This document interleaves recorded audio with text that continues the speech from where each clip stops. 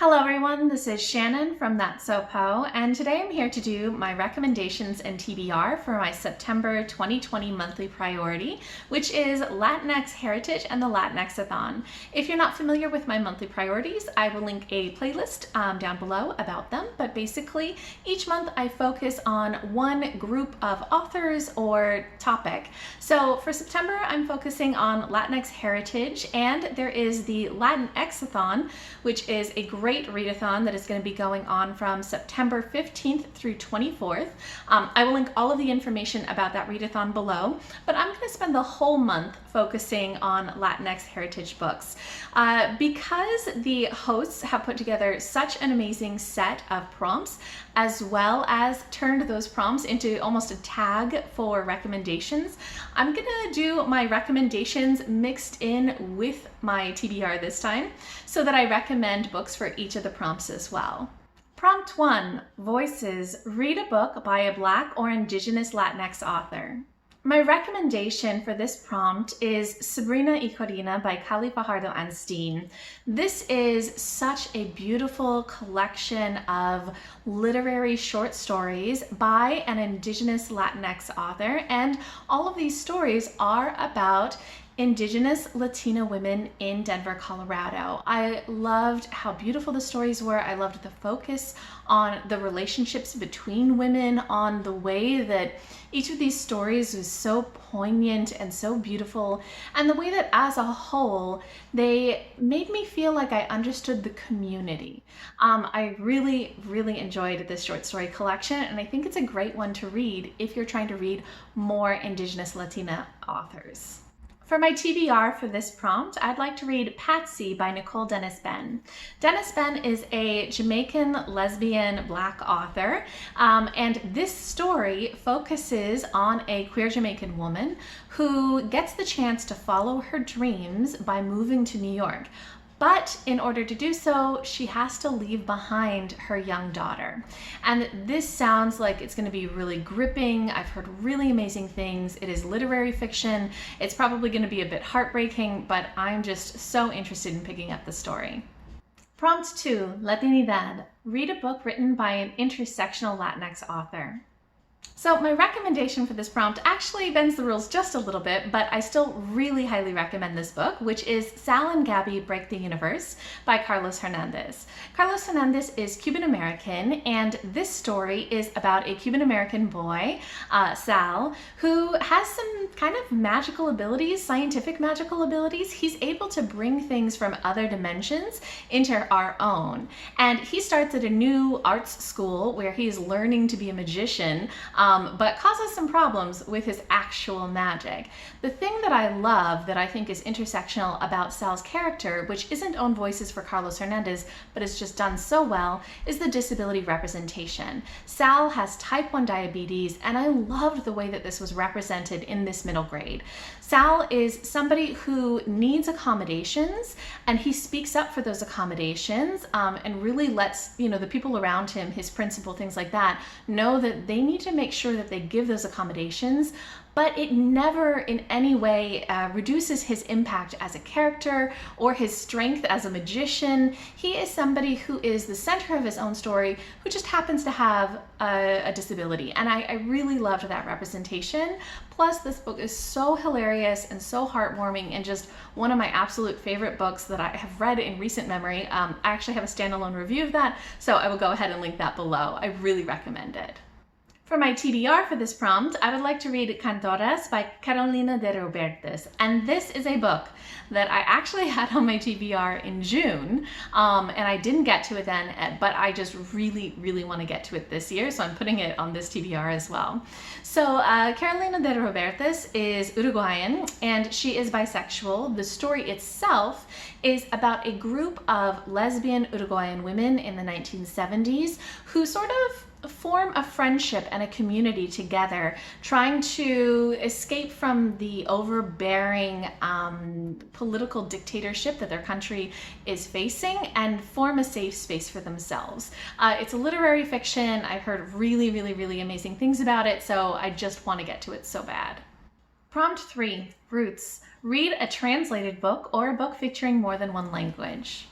My recommendation for this prompt is the Love Sugar Magic series, starting with A Dash of Trouble by Anna Miriano. This is the sweetest middle grade series that I absolutely love. I have an entire review of the series, so I will link that below. And in it, we follow Leo, who is the youngest daughter in a Mexican-American family who own a bakery, and she discovers that the rest of her family are brujas and they can bake magic into their cooking. She really wants to be a part of that, but she's too young, so she kind of goes about it behind their backs and maybe some things happen. It is just such a fun series. It's got so much heart and so much meaning and so much depth. And there's a ton of Spanish in this, especially the recipes in this book are in Spanish. So Leo, being Mexican American, doesn't have the kind of level of Spanish that some of her older family members have, but in this she's struggling to figure out these recipes and read the Spanish, and it's just such a cool thing. So I really liked that, and I just highly, highly recommend this series. For my TBR for this prompt, I actually have two books that I'd like to read. The first is Sal and Gabby Fix the Universe by Carlos Hernandez, which is the sequel to Sal and Gabby Break the Universe, which had quite a lot of Spanish in that as well. There were many scenes where Sal was kind of acting as interpreter for those who spoke Spanish and those who did not. I don't understand how I have not yet read this sequel. I loved the first book so much. Sush, my husband, has read the sequel and absolutely adored it. Said it was even better than the first. So I am putting it on this TBR because I absolutely need to get to this book as soon as possible. I'm so excited about it. The other book on my TBR for this prompt is Peluda by Melissa Lozada Oliva, who is a Guatemalan Colombian American.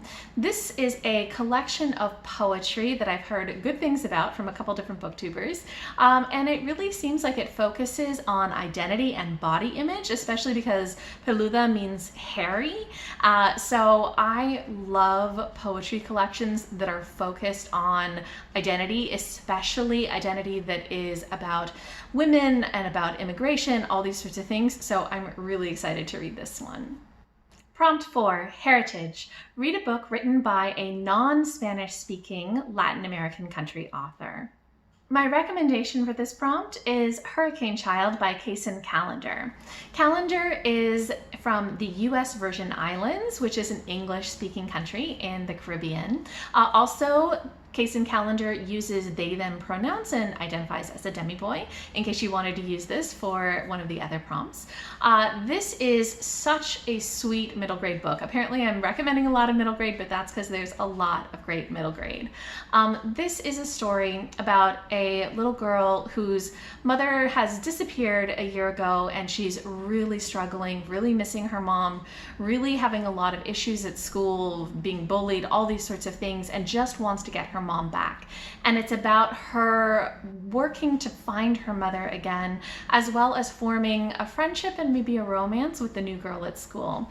It's really sweet. It also has this kind of magical atmosphere, and I really enjoyed this story, so I definitely recommend it.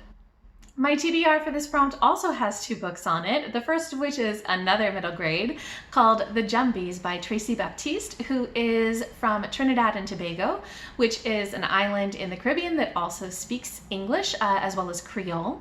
And this story is about a little girl who discovers that these trickster beings, the Jumbies, are trying to take over her island and has to do something about it. The other book on my TBR for this prompt is Redemption in Indigo by Karen Lord, who is from Barbados, which also speaks English and Creole.